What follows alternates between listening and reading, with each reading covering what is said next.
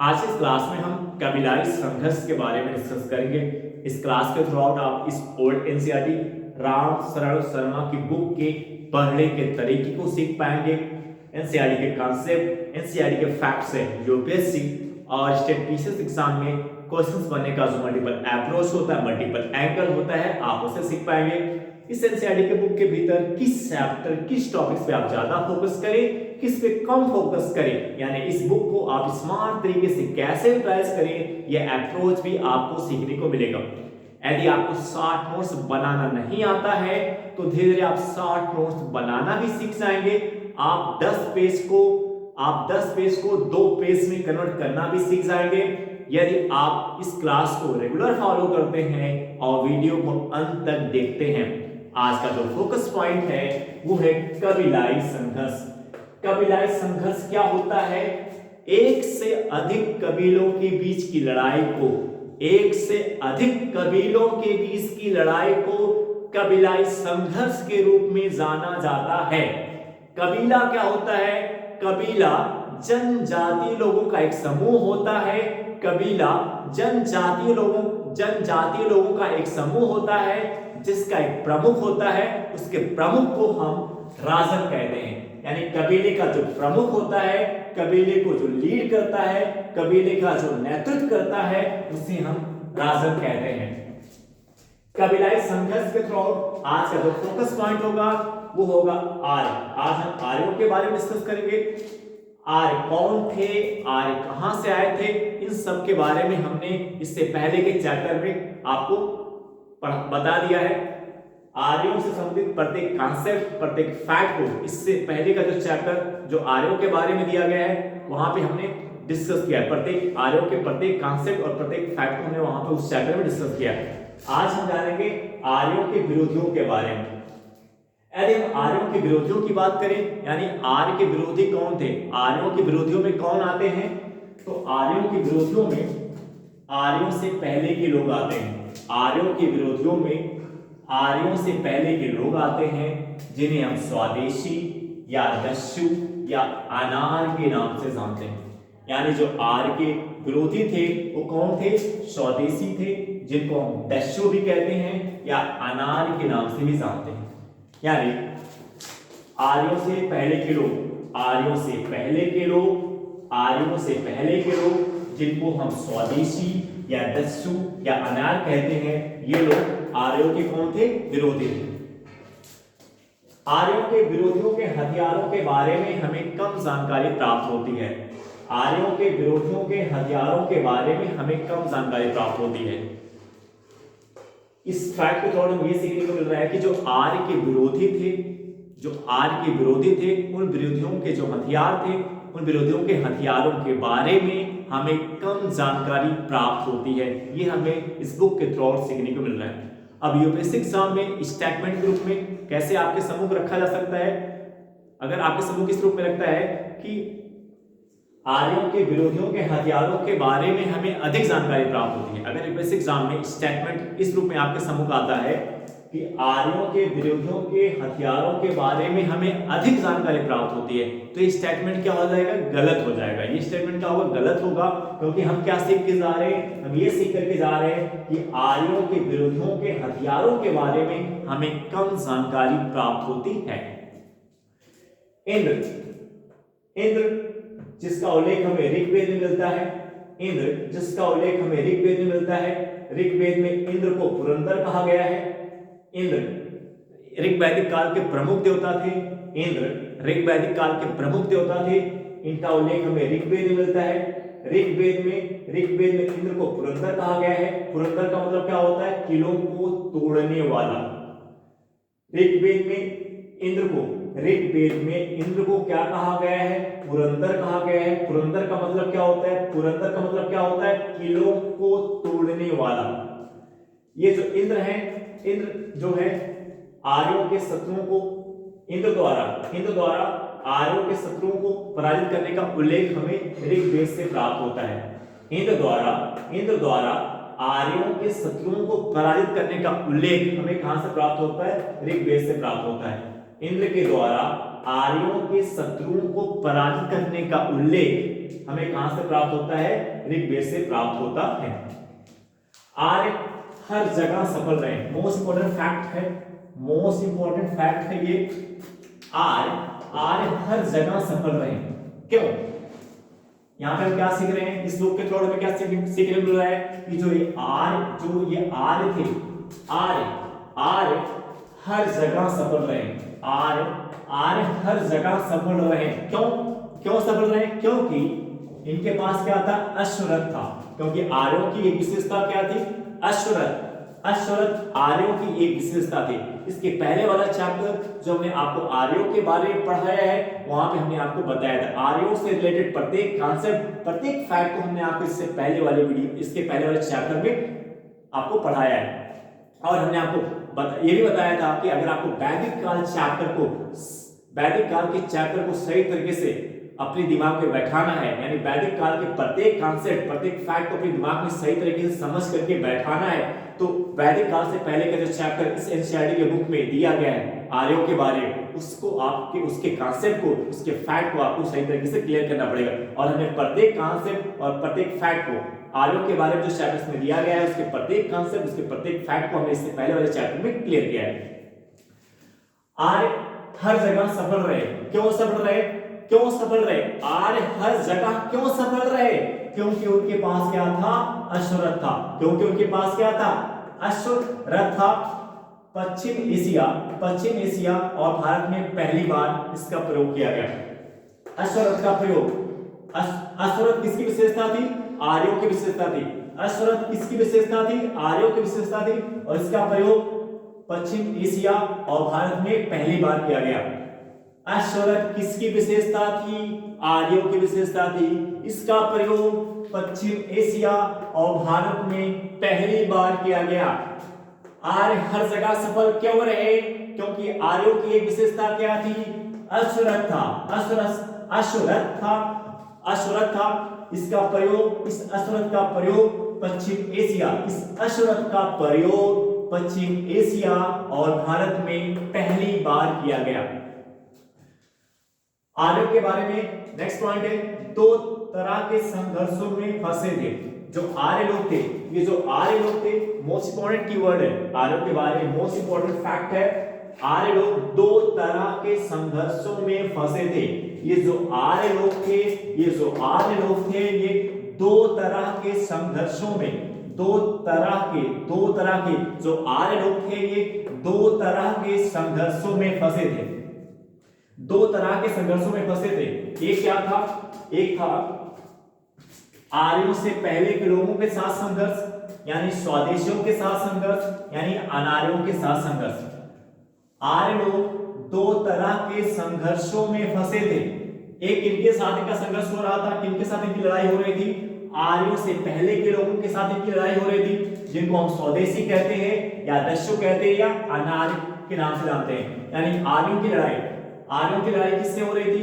एक स्वदेशी लोगों के साथ हो रही थी, जिनको हम दस्यु या अनार्य के नाम से जानते हैं, या जिनको हम आर्यों से पहले के लोग, जो आर्यों से पहले के लोग थे। तो आर्य लोग दो तरह के संघर्षों में फंसे हुए थे, यानी इनकी लड़ाई दो लोगों से हो रही थी। किसके साथ? एक कौन थे? आर्यों से पहले के लोग थे, जिनको हम स्वदेशी या दस्यु या अनार्य के नाम से जानते हैं। यानी आर्यों का संघर्ष, आर्यों की लड़ाई किसके साथ हो रही थी? स्वदेशी दस्युओं के साथ, जिनको हम अनार्य के नाम से भी जानते हैं। और दूसरा क्या था? किसके साथ? ये आपस में लड़े। ये जो आर्य लोग हैं आपस में भी लड़े। आर्य लोग दो तरह के संघर्षों में फंसे थे। आर्य लोग कितनी तरह के संघर्षों में फंसे थे? दो तरह के संघर्षों में फंसे थे। एक किनके साथ हो रहा था? एक इनकी लड़ाई किसके साथ हो रही थी? आर्यों से पहले के लोग के साथ। इन आर्यों की लड़ाई किनके साथ थी? एक जो आर्यों से पहले के लोग थे, जिनको हम स्वदेशी या दस्यु या अनार्य के नाम से जानते हैं। और दूसरा ये आपस में लड़े। जैसे हम कहते हैं आधुनिक भारत की बात करें, जब भारत में अंग्रेज आए और अंग्रेज ने भारत में अपने अधिकार क्षेत्र को स्थापित किया, तो उस समय जो भारतीय राजा थे, वो आपस में लड़ते थे और साथ ही साथ किससे लड़ते थे? अंग्रेजों से भी लड़ते थे। जो भारतीय राजा आपस में लड़ते थे और किसके साथ लड़ते थे? अंग्रेजों के साथ लड़ते थे। तो इसी प्रकार ये जो आर्य लोग थे, ये आर्य लोग ये आपस में भी लड़े, ये आर्य लोग आपस में भी लड़े, साथ ही साथ आर्यों से पहले के लोग जो थे यानी स्वदेशी और दस्यु इनको कहते हैं, अनार्य, इनके साथ इनकी लड़ाई होती थी। अब नेक्स्ट पॉइंट है, अगर हम देखें परंपरा अनुसार आर्यों को 5 जनजातियों में विभाजित किया गया है। परंपरा अनुसार आर्यों को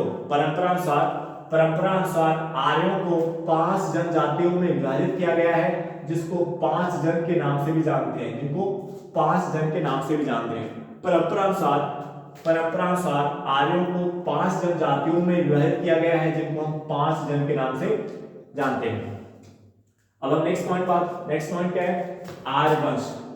आर्यवंश की बात करें तो आर्यवंश के शासकों में 2 शासक कौन आते हैं? आर्यवंश के शासक में एक आते हैं भरत शासक, यानी एक आता है भरत शासक, एक आता है त्रिशु। आर्यवंश के शासकों में एक है भरत शासक, एक कौन आते हैं?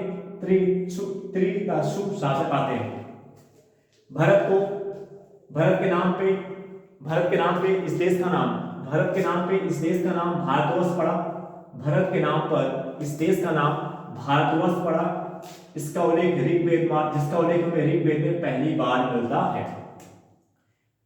मोस्ट इंपॉर्टेंट फैक्ट है, आर्यवंश के शासकों में कौन आते हैं? एक भरत शासक आते हैं, यानी भरत राजवंश आता है।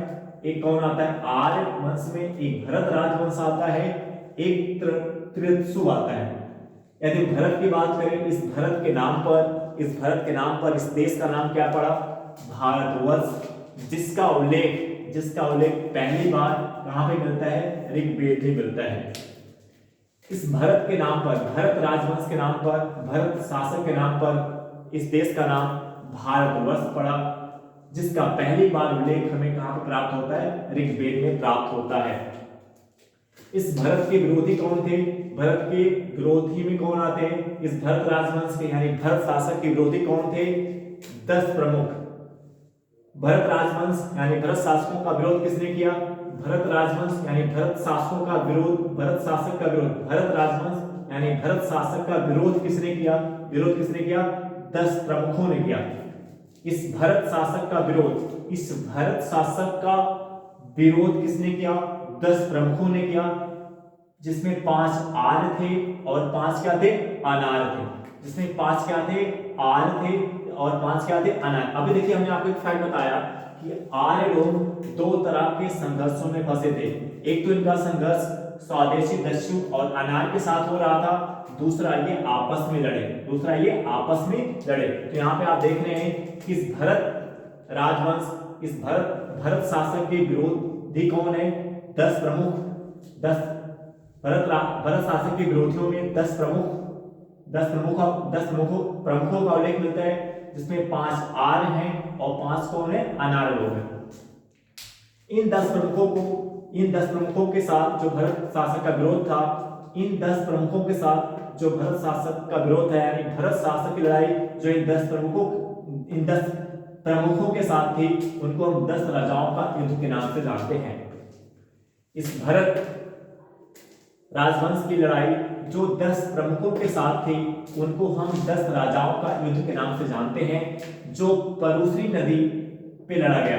ये जो 10 राजाओं का युद्ध था, किस नदी पे लड़ा गया? परुशनी नदी पे लड़ा गया। परुशनी नदी को हम प्रेजेंट टाइम में रावी नदी के नाम से जानते हैं।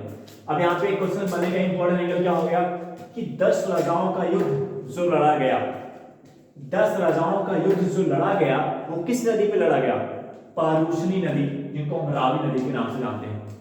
इसमें कौन जीता? सुदास जीते। किसकी विजय हुई? सुदास जीते। और सुदास जीते, उसके बाद भरत का आधिपत्य स्थापित हुआ। 10 राजाओं का युद्ध परुशनी नदी पे लड़ा गया, जिसमें सुदास की विजय हुई और इसके बाद भरत का आधिपत्य स्थापित हुआ। यानी इस युद्ध में, इस 10 राजाओं के युद्ध में कौन जीता? भरत शासक की विजय हुई, यानी भरत राजवंश की विजय हुई और भरत का आधिपत्य स्थापित हुआ। पराजित कौन हुआ? इन 10 राजाओं के युद्ध में पराजित कौन हुआ?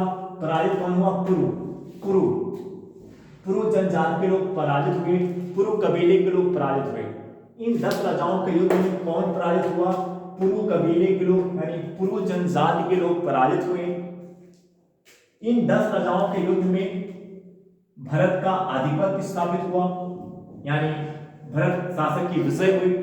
इन 10 राजाओं के युद्ध में भरत शासक की, भरत राजवंश की विजय हुई। भरत शासक भरत राजवंश की विजय हुई। और कौन पराजित हुआ? पुरु पराजित हुआ, पुरु जनजाति पराजित हुआ। और ये जो भरत जनजाति है, ये जो भरत शासक है, ये पुरु के साथ मिलकर के भरत जनजात यानी भरत राजवंश, भरत शासक इस पुरु के साथ मिलकर के कुरु जनजाति का गठन किया गया, कुरु कबीले का गठन किया गया। कुरु कबीले का क्या किया है? गठन किया गया। तो आप यहाँ पे देख रहे हैं कि जो 10 राजाओं का युद्ध हुआ पारुसी नदी के किनारे, यहाँ पे सुदास की विजय होती है।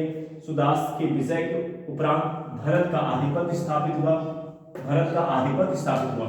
यानी इन 10 राजाओं के युद्ध में कौन, किसको विजय मिली, कौन जीता? भरत राजवंश जीता, यानी भरत शासक की विजय हुई।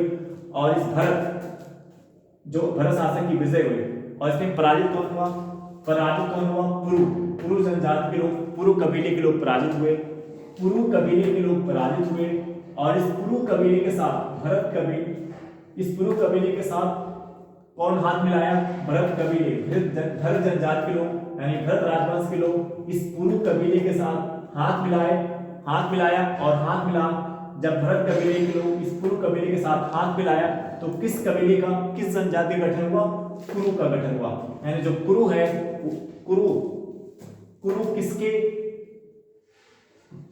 किससे बना हुआ है? पुरु और भरत कबीले के मिलने से बना हुआ है। पुरु और भरत कबीले के मिलने से किससे गठन हुआ? पुरु और भरत कबीले के मिलने से किससे गठन हुआ? कुरु का गठन हुआ। कुरु कबीले का, कुरु जनजाति का गठन हुआ। पुरु और भरत कबीले के मिलने से, पुरु और भरत कबीले के मिलने से कुरु जनजाति का, कुरु कबीले का गठन हुआ। तो अब यहाँ पे आप देख रहे हैं कि इस 10 राजाओं के युद्ध में भरत कबीले की विजय हुई, भरत का आधिपत्य स्थापित हुआ। और पराजित कौन हुआ? पुरु पराजित हुआ। और इस ये जो भरत कबीला है, भरत कबीला पुरु कबीले के साथ मिलकर के किसका गठन किया गया? भरत कबीले के लोग पुरु कबीले के साथ मिलकर के किस कबीले का गठन किया गया?